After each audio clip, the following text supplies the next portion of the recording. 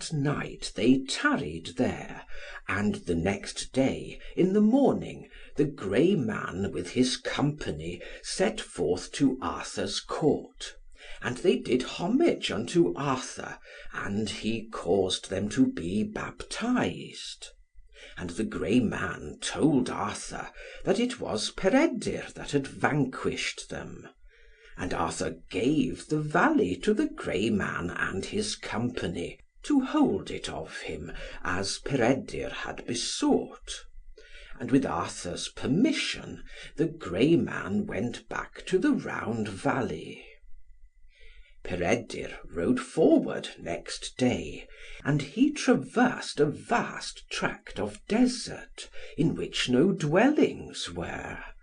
And at length he came to a habitation, mean and small. And there he heard that there was a serpent, that lay upon a gold ring, and suffered none to inhabit the country for 7 miles around. And Peredur came to the place where he heard the serpent was. And angrily, furiously, and desperately fought he with the serpent. And at the last he killed it, and took away the ring. And thus he was for a long time without speaking a word to any Christian. And therefrom he lost his colour and his aspect, through extreme longing after the court of Arthur, and the society of the lady whom best he loved, and of his companions. Then he proceeded forward to Arthur's court, and on the road there met him Arthur's household, going on a particular errand, with Kai at their head. And Peredur knew them all, but none of the household recognised him. "Whence comest thou, chieftain?" said Kai. And this he asked him twice and 3 times, and he answered him not. And Kai thrust him through the thigh with his lance.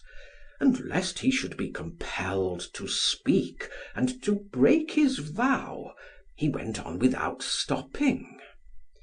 "Then," said Gwalchmai, "I declare to heaven, Kai, that thou hast acted ill, in committing such an outrage on a youth like this, who cannot speak." And Gwalchmai returned back to Arthur's court. "Lady," said he to Gwenhwyvar, "seest thou how wicked an outrage Kai has committed upon this youth who cannot speak? For heaven's sake, and for mine, cause him to have medical care, before I come back, and I will repay thee the charge." And before the men returned from their errand, a knight came to the meadow beside Arthur's palace, to dare some one to the encounter. And his challenge was accepted, and Peredur fought with him, and overthrew him, and for a week he overthrew one knight every day. And one day Arthur and his household were going to church, and they beheld a knight who had raised the signal for combat. "Verily," said Arthur, "by the valour of men, I will not go hence until I have my horse and my arms, to overthrow yonder boor." Then went the attendants to fetch Arthur's horse and arms. And Peredur met the attendants as they were going back, and he took the horse and arms from them, and proceeded to the meadow.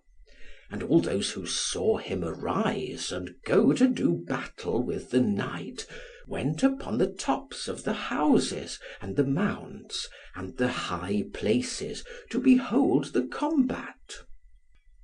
And Peredur beckoned with his hand to the knight to commence the fight. And the knight thrust at him, but he was not thereby moved from where he stood.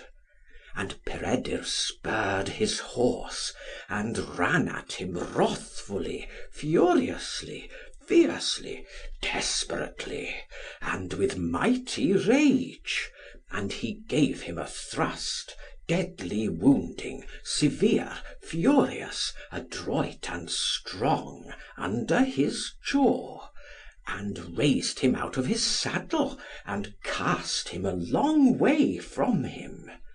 And Peredur went back, and left the horse and the arms with the attendant, as before, and he went on foot to the palace.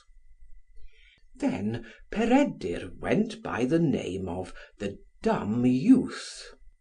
And behold, Angharad Law Eurawc met him. "I declare to heaven, chieftain," said she, "woeful is it, that thou canst not speak, for couldst thou speak, I would love thee best of all men, and by my faith, although thou canst not, I do love thee above all." "Heaven reward thee, my sister," said Peredur, "by my faith, I also do love thee." Thereupon it was known that he was Peredur. And then he held fellowship with Gwalchmai, and Owain the son of Urien, and all the household, and he remained in Arthur's court. End of Section 8. Recording by Martin Geeson in Hazelmere, Surrey.